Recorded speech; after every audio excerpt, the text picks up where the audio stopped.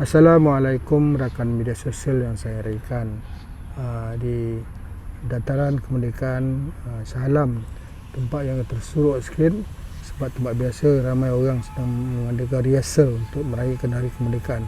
Saudara-saudari yang saya raikan, pagi ini saya nak berkongsi tentang pengalaman hidup lah. Pengalaman hidup kita, bagaimana kita melalui adalah secara fizikal dan non-fizikal. Bagaimana kita merasa, kita melihat, mendengar dan menyaksikan. Dan yang lebih penting itu, bagaimana kita mencipta wayang minda, bagaimana kita mencipta perkara yang bersifat non-fizikal. Dia adalah satu realiti. Tidak ada orang yang boleh menimba pengalaman hanya dengan membaca, merasakan atau melihat orang lain. Dia mesti melalui proses itu. Dia adalah pelajaran kehidupan yang sebenar. Saudara-saudara sekalian, pengalaman tidak pernah jadi impian. Pengalaman bukan hanya sekadar bacaan. Orang kahwin tak pernah cukup dengan membaca kahwin. Orang mesti kahwin. Orang masak tidak pernah hanya membaca cara masak. Dia mesti masak. Barulah dia dapat merasakan apa itu pengalaman. Apatah lagi pengalaman kita berkongsi dengan pengalaman orang. Dengan sekali-kali kita nak berkongsi pengalaman kita ataupun kita berkongsi pengalaman orang, dia tidak pernah sama. Saudara-saudari sekalian, apa yang kita lalui pengalaman hidup ni, jangan sekali-kali kita generalize. Jangan sekali-kali mengatakan kita lebih tahu, kita telah merasakan, kita bertindak sebagai universal qualifier atau apa yang kita katakan itulah pengalaman sebenar. Tidak. No, jangan sekali-kali berkata no exception. Kalau makan nasi kenyang, tidak. Ada orang makan nasi tak kenyang pun. Kalau orang berdengar cerita sedih, ada orang menangis. Tapi ada orang tidak berkesan pun. Jadi pengalaman itu tetap sifatnya berbeza antara satu dengan lain. Pengalaman itu tetap berbeza, dia sangat subjektif. Paling senang contoh saya nak kongsi adalah pengalaman mengerjakan umrah dan haji. Berjuta lah orang pergi umrah, berjuta lah yang pergi haji, tetapi pengalaman yang diciptanya tidak sama. Apatah lagi tidak sama apa yang didengarnya. Saya pernah berpengalaman dengan isteri lah, pergi suatu tempat yang agak keras lah. Dikatakan macam-macam lah, sekatan-sekatan, tindakan orang ke atas pelancong-pelancong Islam. Tapi sampai ke sana tak ada apa pun, elok je diraihkan. Begitulah, jangan mendengar pengalaman orang. Jangan sekali-kali berkongsi pengalaman orang dan cuba mengeneraliskan pengalaman kita adalah segala-galanya. Saudara-saudari sekalian, jadi berkongsi pengalaman tidak pernah mengubah perasaan orang. Berkongsi pengalaman kita tidak pernah mengubah minda orang. Apatah lagi kita nak berkongsi pengalaman untuk mencipta satu keputusan, jangan. Kita mesti melalui. Kalau nak pergi tempat tu jangan tanya orang, pergi sendiri baru kita tahu. Pengalaman orang tidak sama kita, tidak pernah sama sekali sama dengan kita. Pengalaman kita, dia pengalaman orang, pengalaman dia berbeza. Kenapa berbeza? Saya akan sebut jadi. Maka pada masa yang sama, jika orang berkongsi pengalaman, jangan sekali merendah pengalaman orang. Jangan sekali kita memperkecilkan pengalaman dia. Kita mesti raihkan. Itu fikiran dia. Dia adalah sistem cara dia melihat, mendengar. Dia adalah wayang yang diciptanya. Dia adalah cara berfikirnya. Kita hanya perlu meraihkan. Kalau kita nak merasakan, kita laluilah pengalaman itu. Jadi pengalaman ini disebabkan oleh apa? Pertamanya sistem representasi kita. Cara kita mendengar, cara kita melihat, cara kita menyaksikan, cara kita merasakan. Dia tidak pernah sama. Orang suka melihat, tapi ada yang suka mendengar. Jadi apa yang dilihat tidak penting bagi dia. Yang penting apa yang didengarnya. Maka ketajaman deria masing-masing menyebabkan pengalaman kita berbeza. Kedua, wayang minda yang dicipta, wayang minda yang dicipta berbeza. Kita tak sama apa kita cipta. Saya pernah sebut, kita menyaksikan filem yang sama, kita menyaksikan insiden yang sama, tapi kita mencipta tafsiran pasti berbeza. Jadi kita kena percaya bahawa pengalaman orang tertakluk kepada wayang mindanya, perspektif yang diciptanya. Sudah tentulah bergantung kepada cara berfikirnya. Kadang-kadang yang lebih penting lagi hidayahnya lah.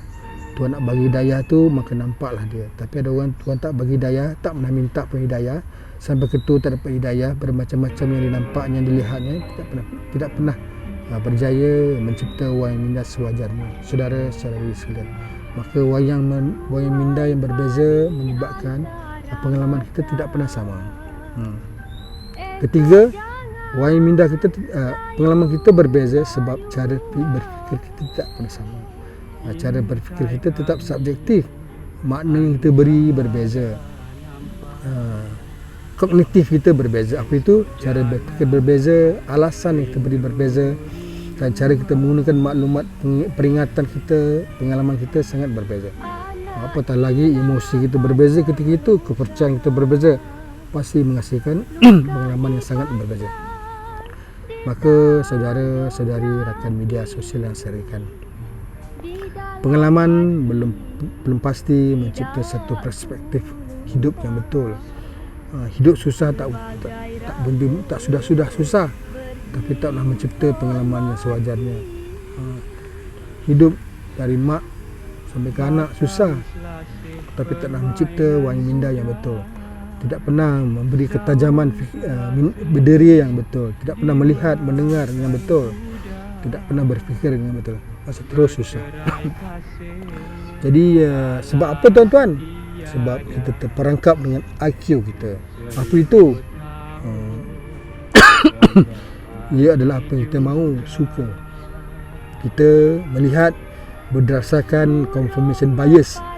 Kita melihat apa yang tercipta dalam benak kepala kita. Kita bukan melihat secara terbuka. Saya selalu sebutlah kan, kalau mencari kesalahan orang, kita cipta kesalahan dulu, bukan mencari bukti. Akibatnya pengalaman kita sudah tentulah dipengaruhi oleh IQ. Apa kita mahu, apa kita suka. Bersama dengan seseorang, kalau kita suka tu baik saja pengalaman kita dengan dia. Kalau tak suka tu kan, kebaikan pun langsung tak dipertimbangkan. Saudara-saudari sekalian, tetapi yang lebih penting, pengalaman kita adalah tentang spiritual quotient, tentang kecerdasan spiritual. Bagaimana kita menerima apa yang kita lalui itu tetap hidayahnya. Maka hidayah ini bukan saja datang dengan serta-merta. Ia adalah apa yang kita mohon. Berdoalah sentiasa Tuhan memberi hidayah kepada kita. Kadang-kadang kita heran kan, sama serumpun tapi berfikir berbeza, bertindak berbeza, sebab hidayah tak pernah sama. Kita setiap kali lepas sembahyang, mintalah dengan Tuhan sentiasa memberi petunjuk yang benar, petunjuk yang betul. Selagi kita tidak diberi petunjuk, selagi itu tidak pernah memberi pengalaman yang wajar lah. Tidak memberi pengalaman fizikal atau non fizikal yang sewajarnya. Jadi kalau melihat seseorang itu bertindak tidak seperti yang kita lakukan, jangan terkejut, bersimpatilah dengan mereka, sebab mereka tidak pernah diberi petunjuk oleh Allah. Sedangkan orang lain sentiasa diberi hidayah, sentiasa memberi atau melakukan sesuatu yang lebih berbijaksana dan berhikmah. Maka saya kata pengalaman itu adalah spiritual quotient. Ia tetap subjektif. Siapa yang menerima bergantung siapa, unik kepada masing-masing. Akhir sekali lah, sebagai contoh yang paling mudah, kita salat sama, niat pun sama, rukun pun sama, tapi ganjaran bagaimana membina iman tetap berbeza.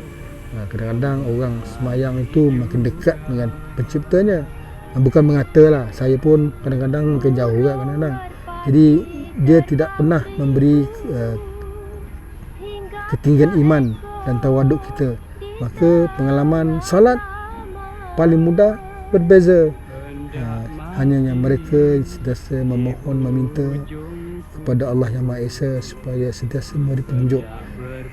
Mudah-mudahan kita sentiasa dilindungi dan sentiasa mendapat pengalaman apa yang kita lihat, apa yang kita dengar, apa yang kita rasakan seperti sewajarnya. Ya, sekali-kali kita berfikir lain yang membuat kita lebih jauh darinya.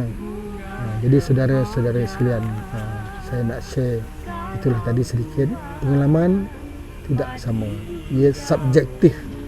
Kita mendapat pengalaman darinya, tetap hidayah untuk kita.